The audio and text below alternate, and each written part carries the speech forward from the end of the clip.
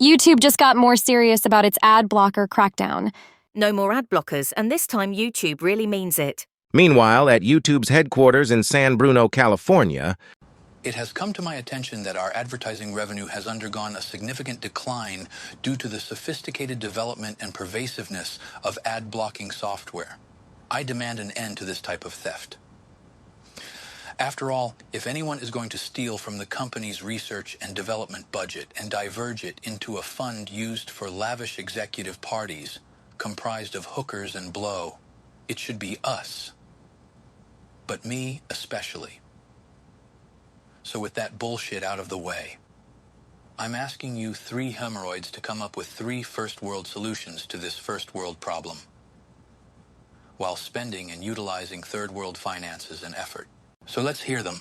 What have you got, John? I suggest that we ramp up our efforts to punish the users who would dare deprive us of our precious hooker, and blow money by hiring and deploying sneaky and shady-ass shit malware agencies and hackers that will fuck up their computer software and hardware if they refuse to comply to our softcore. No penetration-style monopoly. Haven't watchdog outfits proven that we've degraded the CPU of PC owners, unaware that their housemates and next of kin have enabled ad blockers on their devices before? Yes, but this time we'd be extra sneaky about it. And besides, if some mommy boomer bitch or daddy dipshit doesn't realize that their dear Jimmy Jr. John Schlong is messing with their computer's hardware, then perhaps they deserve to have what's coming to them, to say nothing of the fact that they should have aborted the little bastard when they had the chance. Okay, so what's your proposal, Freya? Well, I'm proposing that we lobby for more public sector assistance in dealing with this problem. We can take our Faustian bargain devil deal with the government to be their dirty agents of First Amendment censorship, the way that other social media platforms have, and rely on that sweet taxpayer cash to weed out these little money-pilfering shits. Besides, I have a cabana boy in Bimini with an extra-large package waiting for me when I take my hard-earned vacation next week, and he doesn't like to be kept waiting. Is this not a form of crony capitalism, or dare I say, fascism? No, it's just the traditional American way of doing business, modified for us tech barons of the 21st century. And my collection of muscle and sports cars for inadequate boomer-age men with scrawny sacks? Don't worry about it. There's already one of those in the White House, and I doubt the hairball-pieced orange and saggy-skinned orangutan will be any different. If anything, he'll make you even more money for cars, blow, and hookers. Hell, he may even offer you one of his own as a ploy to get your vote and public support. Okay, then. How about you, then? You've been such a quiet, slothful little slug. Let's hear your suggestion. I believe that the pervasive use of ad blockers is a symptom of a much larger problem. Oh, really? And what makes you say that, Sherlock? Well, I'm glad you asked, because I'm of the opinion that although ads are by their very nature designed to persuade you, they have also devolved to the point of becoming intrusive. Yes, in the boomer and the lost generation days of yesteryear, people were not given an option to avoid the ads that aired on the 3 available channels that were present before the advent of the VCR.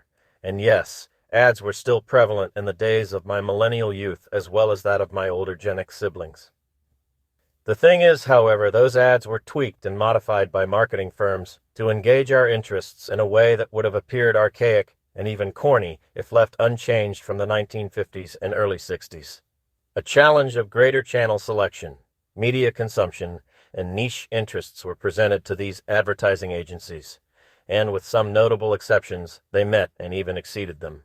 Now that, to one extent or another, all generations currently living have become tech-savvy, or at least aware of the veritable smorgasbord of content and media on an on-demand basis, 24 hours a day, 7 days a week, 365 days a year. Platforms such as this one pioneered this new digital venue of entertainment, and I would argue that a significant component to our success has been in our company's limited deployment of said ads and pop-ups, to say nothing of our willingness to turn a blind eye to the utilization of ad-blocking software, oftentimes employed by users who are otherwise too poor to afford any of the junk that we're allowing to be pimped out in the first place.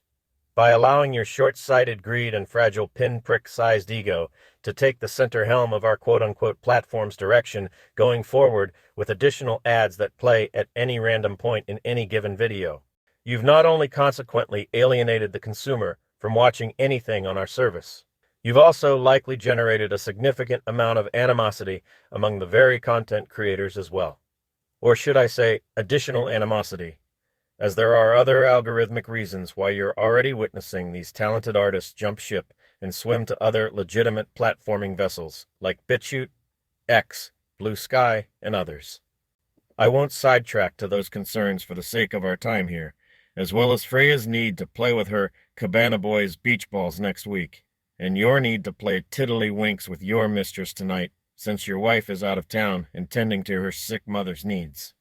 All in all, perhaps one suggestion would be to lower the amount of ads played on any given viewing session in sections that are clearly edited to allow for these commercial breaks like they were in the old days of broadcasting.